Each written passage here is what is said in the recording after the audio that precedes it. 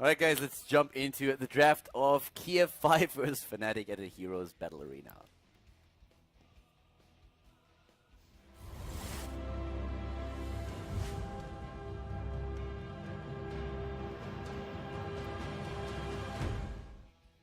Alright everybody, our game is about to start here. We have the first map between Kiev 5 and Fnatic happening right now. And that is going to be extremely interesting for Fnatic since they lost their first original game against G2 Esports and then they just now took the match against their opponent Team Liquid. And they have another match already, so they are 1-1 and could definitely get a positive record for now. So we have them with a ban on Abathur as Kiev 5 is currently banning out Sonya. They probably watched a lot of these games that we've seen before, and Fnatic is just like absolutely brutal with the Sonya in their setup. At this point now though, we have Fnatic with the first pick and they could go into a Jaina. Jaina and Kiev were like the two damage dealers that they relied upon the most.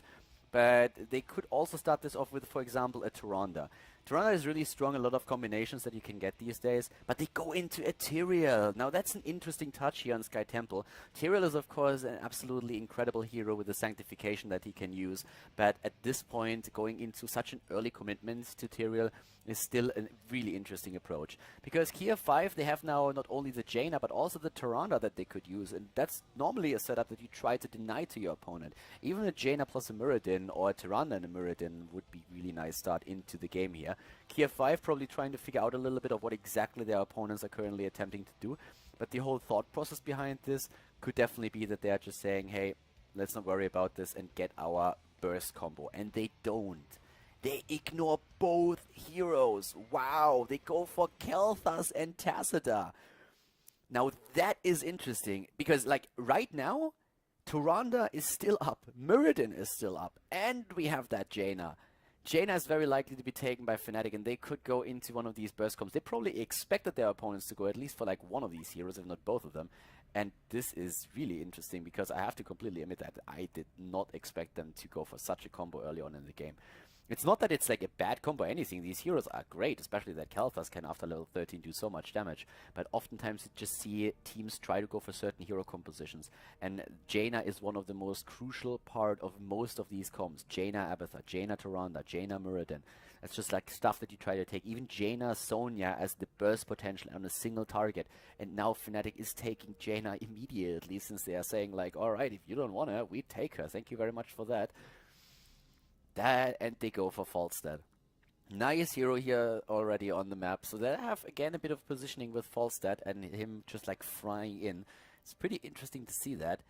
How are the bans now going to happen? Because we still have that Tyrande out there, and I haven't really seen a game on the European server in a long time where both of the teams said, yeah, nah, we don't like her. We're not going to take her. Nah, screw Tyrande. So what's going to be banned out here? Kiev 5, in my opinion, should really think about a Tyrande ban if they don't take her. I think if they don't ban her out right now, we will see Tyrande as one of the picks for them, which would give them Tacita Tyrande, which is a good setup. They could ban out, I suppose, an Uther if they don't want to ban out Tyrande, unless, of course, yes, and there's the Uther ban. I like that. The Uther ban is smart. Fnatic, I don't know, like, they are not going to ban Tyrande. They want her. But what are they going to ban out? I mean, Kiev 5, in my opinion, has already kind of signaled that they are toying around with the idea of taking Tyrande themselves to take her away, and Fnatic bans her out. I like it. Okay, so a pretty cool move here. So from a setup that we're seeing here, and the teams trying to deny heroes to the other part is actually pretty smart. But Kiev 5, they still need a frontliner. They still... Well, you can argue if they need a healer or not. I mean, if you go for a healer on this map right now and you have the Tacita already in your midst, I personally would say that a Brightwing would be a really good option. It gives you a bit of counter mobility to Falstad. It gives you the polymorph in these fights. The frontliner is something that Muradin... I mean, Muradin was more or less like a given, since he's one of the best heroes that we have right now. Instead of Brightwing, it's a Charism. And that allows Fnatic to go Brightwing if they want to. And that is, once again, a very mobile setup on the map. ETC already taken by them. Tyrael in ETC is very solid and is something that Fnatic is relying upon a lot during the last fights as well. Also against, of course, Team Liquid that they played too at the Heroes Battle Arena.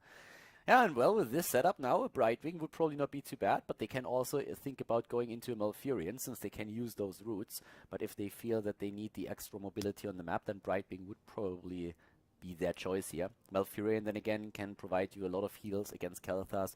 Having that tranquility is pretty awesome. So both of the heroes can be picked here. Like both of them are kind of viable in the sense that they add a lot to the team. Depends on how you want to play with it. Do you need that extra lockdown, or do you want to go into something more mobile on the map?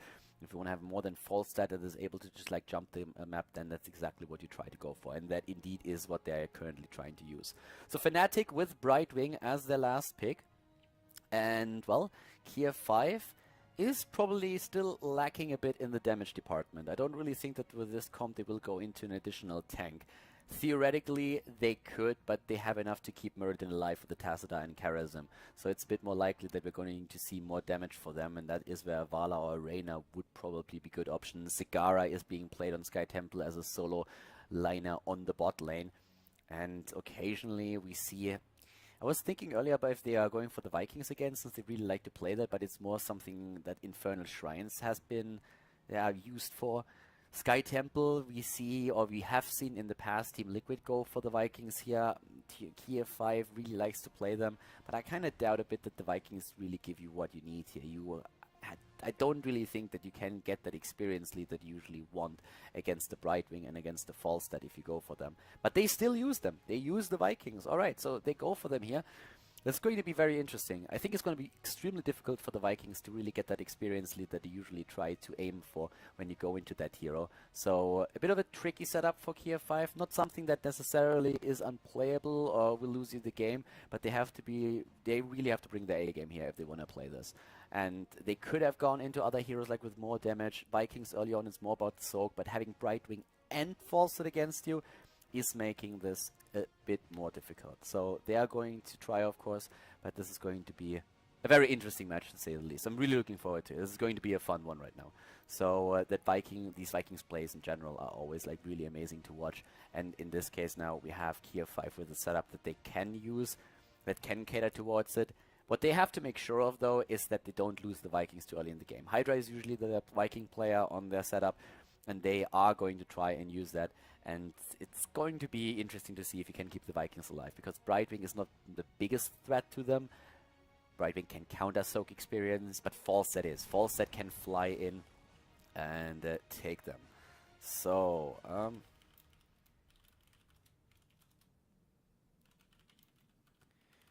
alright, so let's check out what exactly they're going to do here. But yeah, that should be a pretty fun one. It's the first game, by the way, for Kiev6 in the Heroes Battle Arena. Well, with our sponsors, Twitch and G2A, that make the entire thing here possible. We're, of course, trying to find out how they are going to start off into the entire tournament here. We have 8 teams that were invited. We have a round robin between the teams first, and then later on the top 4, they advance to the next round of the tournament, which should be pretty cool. But at this point, Fnatic seems to be difficult to beat. G2 Esports was able to take them down, but they had a pretty tough time at that too, and it was a very close 2-1.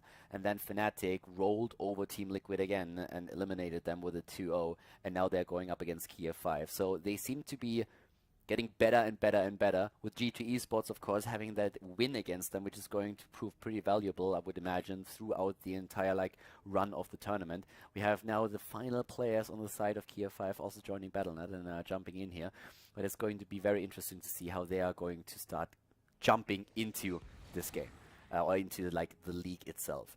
So yeah, first game is about to load up. Lunarn, of course, picking Karazim here. He's a great support player. He's really spot on with his Divine Palms, with everything that he does. He's just everywhere, all over the place with these dashes. But he has also a lot of stuns against him. That's actually one of the tricky things in those fights now. An ETC that just tries to reposition, always jumps in, a Brightwing that can polymorph. And if Brightwing polymorphs at the right time, could even attempt to polymorph just before Karazim would use the Divine Palm to make sure that they can burst down a target. So there's a lot of potential for Fnatic to really roll over their opponents here. Not that it's going to be easy for them, but they have showcased such incredible play over the last few games that we've seen that I feel Kiev6 is in for a very tricky game. They have shown amazing play now too, though, but if they don't bring their A game here, I am pretty sure that Fnatic is going to start this off with a 1-0. So let's see how tight Kiev6 can play this. They are one of the up-and-coming teams that we have in the European scene right now. They have shown great results in the weekly tournaments and are currently trying to just establish themselves in the top 4 in Europe, which is of course pretty difficult, but let's see if they can make a first step here at the Heroes Battle Arena. The game is about to start. We have Sky Temple as our initial map. It is of course a best of 3, and we are going to jump into the first map right away to find out which team is going to take the lead. Infernal Shrines is going to be map number 2. I would prepare for your ceaseless battle, if you wish to live that in. Game on in our first game between Fnatic and Kiev6-1. Overlay is of course going to be changed in just a second. But yeah, we have a pretty solid game now on our hands, and I'm personally very excited to see who's going to take it here, because I feel like this is going to be a very scary match for both teams. More so for Kiev6 probably than for Fnatic, but Fnatic, they have lost already one game in this entire series here in the Heroes Battle Arena, and that means it's going to be a bit tricky for them. Our overlay is fixed. Our players, of course, well, you know, most of them are going to introduce them by hero. Breeze on ETC, we have Shat on Tyrael. As you can see for Kiev6, it's Fixie currently on Tassadar. We see Ice Cream on Muradin, Lunan on the support as expected. He's playing the Karazim, and of course it is Hydra on the Vikings. Falstad is played, who will have thought, by Quacknix, who is currently down to the bot lane. He can fly in whenever he wants to. And nobody up at the top. We see an entire rotation on the side of Kiev6 now here. And with the level 1 talents, we are already talking about an ETC that did not go into proc rock, but instead shows rolling like a stone. So it's more the utility during the fight that they are trying to rely upon right now than anything else, not going for the extra sustain that you can give the team. We have the Vikings starting to split off. You see them actually in this part at the bot lane and also the mid lane. Really important to note here is that the Vikings with the Mercenary Lord talent that oftentimes is being taken is something that is very, like, they can't take camps on their own, and then you try to push the lanes while the objective is up on the other side of the map. And that is actually going to be something that they will try to make sure that they can use as much as possible. Hydra has done so in a lot of games already, and if he gets that, then they will have a lot of pushing power that they can utilize here. So for now, we have up at the top lane one of the temples ready. The teams are starting to move in, but it's more so the bot lane in which we are currently seeing them getting in position here. Level 3 versus level 2. And, well, looks like the top lane is going to be claimed by Kiev6, at least for now. And down to the bot lane, we're having Hydra versus Quacknix. And Eric! Oh, he survives! Eric survives here and can still soak some experience. Well played by Hydra. It's incredibly difficult to really keep tabs on all of the Vikings, especially during one of these temple phases. I mean, he's taking one of the tops now as well, one of the temples. Already the fight here in the mid lane. Mercenary Lord has been taken. The level 4 talent for Tassadar is going straight for the vision here. He's using the metal AQT, so Ice Cream is trying to get away. Quacknix flies in, trying to burst down Air, but Air is getting not away. No, he's taken out, so Kel'Thas is down. No counter kill just yet. The Vikings still with the soak, but it is Fnatic with the lead in experience here. Well played so far. We have them on level 4 for Tyrael with Vampiric Strike. Not going into Regeneration Master plus Amplified Healing. Instead, it is Purge Evil and Vampiric Strike to have a bit of sustain and also the extra damage against, well, heroes in general, but the Vikings, of course, in particular. The top lane still being soaked by Hydra. We are having on their side, next to the 2 talents that I already mentioned, a Reverberation build for Muradin. We occasionally see the focus back into Stormbolt depending on the lineup of the opponent. But if you have heroes like a Falstad against you, of course, want to make sure that you just like slow his attacks down a bit more with that Reverberation talent on level 1, which is incredibly useful for this. We also see, again, the radius increase on Snowstorm. And just look at this attack at the bot lane. If you can take down that well at the beginning of the game, before the temple at the bot lane spawns, then you are in a great spot. Once more, we have everybody starting to move over here with a rotation. The Vikings are still on the lanes, but it is the disadvantage on the side of Kiev6 that really concerns me a bit. This is what I've been talking about during the draft. You're going up against an opponent that has Brightwing and Falstad against you. And, well, if that happens, it's going to be super difficult to really get that lead with the Vikings that you're trying to aim for. So if you don't get that lead, you have a tough time later on in the fights too, since the Vikings are very much focused on giving you the Experience League, having the heartbeat on lanes, while the rest of the teams is just rotating around with 4 heroes and tries to put pressure on the lanes. And that's what we're seeing here right now. That attempted pressure that is met immediately by Smexy Style, Shat and Breeze. We have level 7 talents for both the teams. Hydra moves in so that the 2 Siege Giants will be, they're actually amplified by the Mercenary Lord talent that he took. That helps them to drop the second tower. They could theoretically attempt to take down the well too. I've been talking about the importance of eliminating the well. If you can make that happen, then you have an amazing fight for the bot temple, since only one team would be able to really just go back to the well, get mana and hit points back. So that's what they're currently trying to attempt. Level 9 nearly for Fnatic, and Fnatic is moving in now. We have them with Peekaboo and Face Shield. Baylog has died up at the top lane. Hydra needs to be careful. Quadnix is trying to eliminate Olaf as well, and Olaf survives. The temple fight is still happening though, and we have now Kala's Embrace for Tacita, so he is going to add some additional heal to what Karazim is already providing his team. If he can just preload these shields, that would be incredibly helpful for the rest of the team. Breeze is still contesting the temple though. We have 0 kills against 1 1/4, but Kiev6 have to move away for now.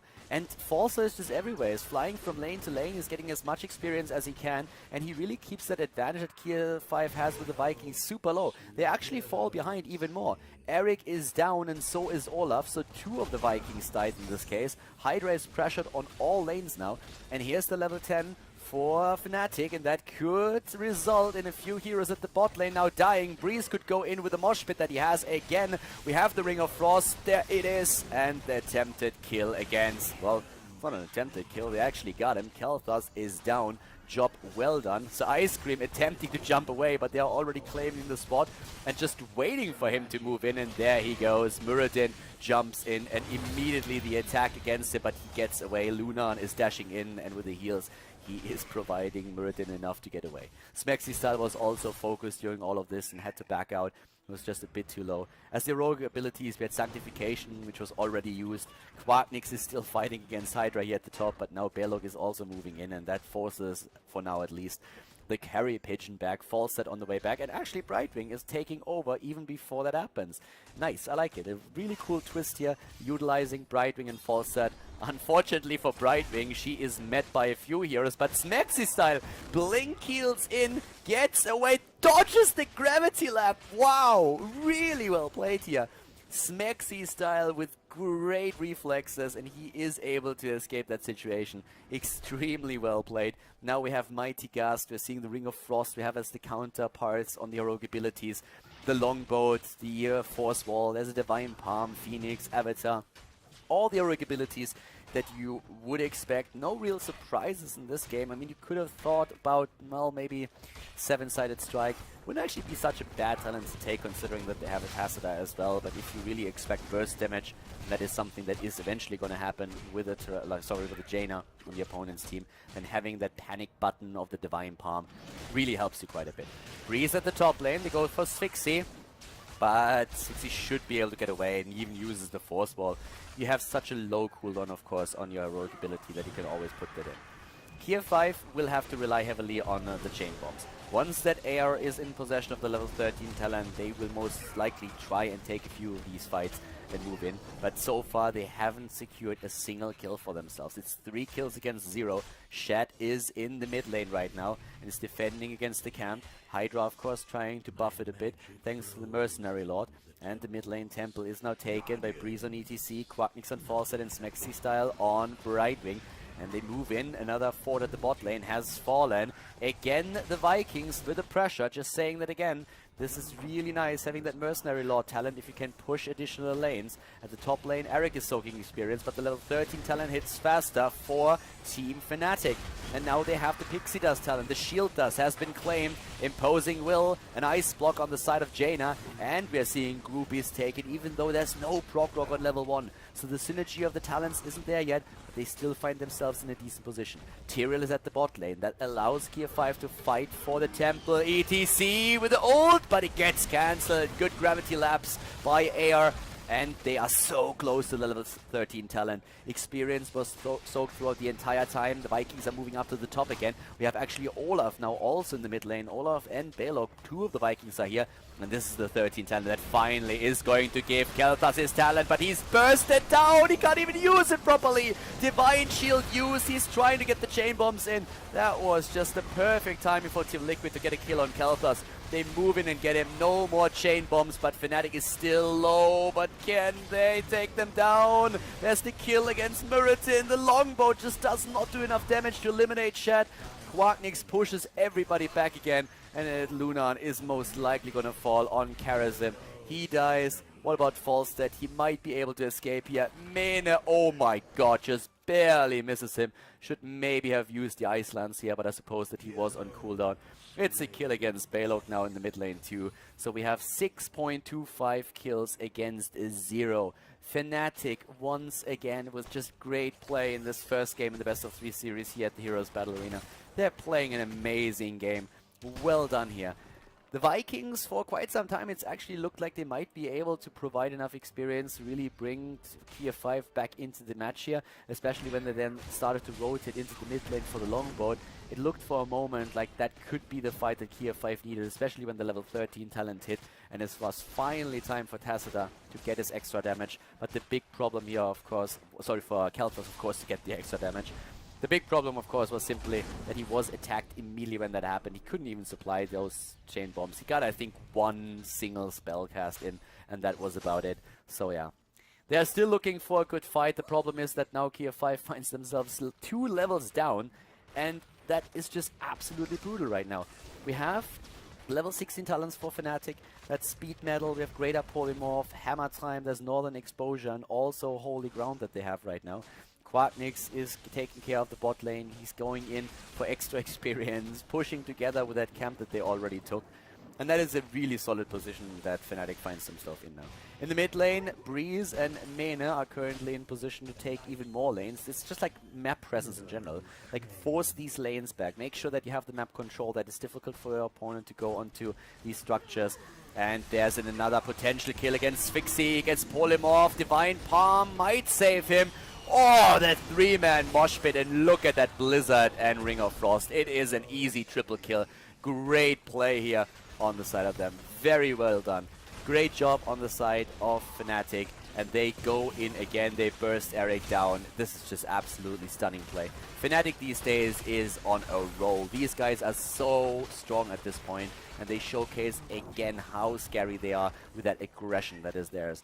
0 kills for their opponents yet. I really want to just like say that the aggression is what puts the Fnatic a bit of heart from the rest now. But if you think about how defensive they play in a lot of these situations as well, it's just like a bit crazy. So we have right now 0 kills against 9.75. We're seeing Smexy Style and Breeze in the middle of the map, going straight for the boss with the rest of Team Fnatic, and yes, they take it here. Kiev6 therefore has to defend the bot lane, since we are going to see, well, we're actually going to see the bot go straight for core. There's also another temple that can be claimed that will attack the mid lane now. There's still a gate and also like towers that they have to go through, but still, they should be able to do a lot of damage here.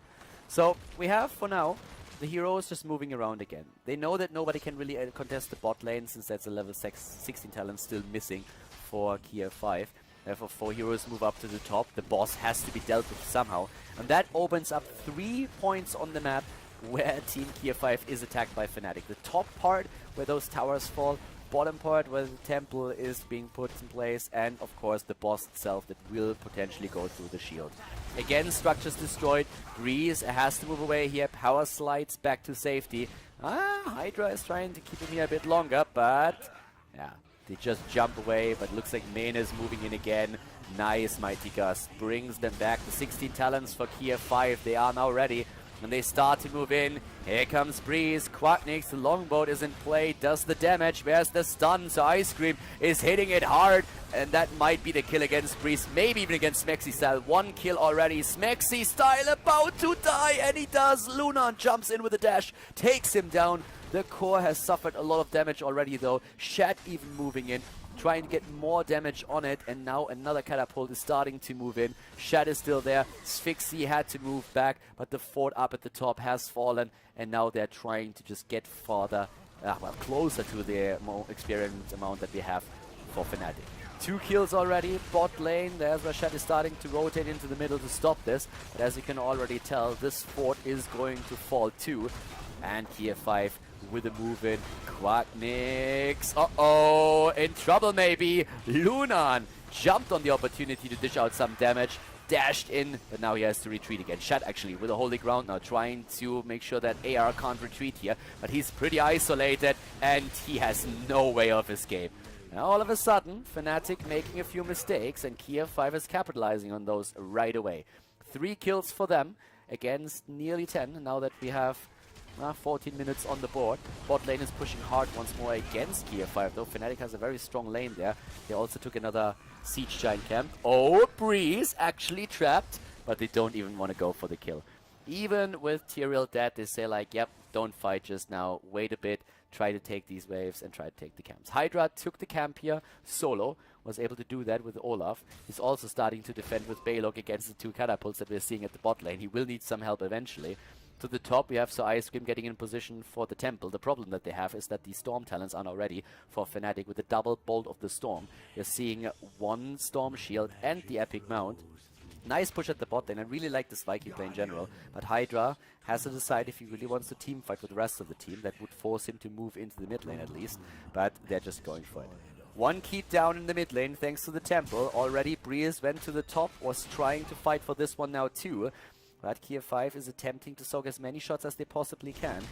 Keep in mind that, of course, those lanes are still... Well, this one is actually the pressure, the temple in the middle. So they have 2 for now. They're starting to put some serious work in this. The problem that they have is that they're half a level away from level 20. They need the extra talent, and they are about to lose the last keep here. The keep is already being attacked directly by the temples.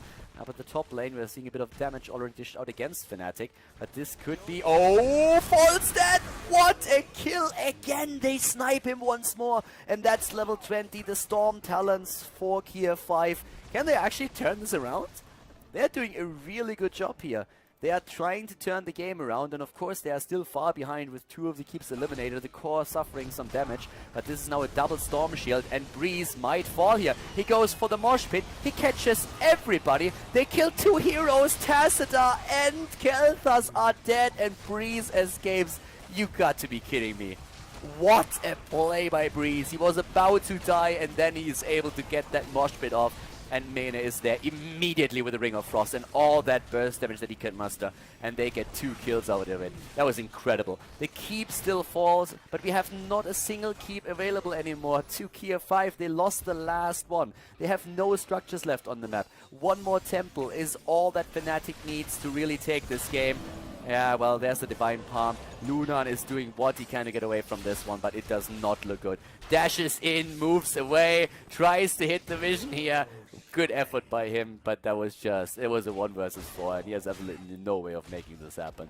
So, Kiev6, they are fighting. They're fighting as much as they can, but this is not looking pretty. Not at all. I mean, for now, we're seeing... oh god, there's another boss on the map I know, of course, as well, and that's an opportunity the Fnatic does not pass on. They are just moving in, they take the boss, and that alone is probably going to conclude the game. 17 minutes in, Fnatic can just simply accompany a boss and move into the bot lane, snipe that. I actually think that another temple is going to spawn very soon out too. And they move in with a kill against Kel'Thas. Oh my god, like, this is the worst case scenario here. This is the victory right there. If Fnatic doesn't like YOLO into, I don't know, the core and doesn't even attack, then this game is over. They're moving in, they're trying to end it here. The boss is on the way, catapults everywhere, their lanes are pushing. Sphyxy is moving away, but the kill against Mirrodin already happened. And this is going to be another victory for Fnatic. Great play here by them. Really well played. An incredible performance that we're seeing by them so far. And they take now also their first game in the best of 3 series against Kiev6.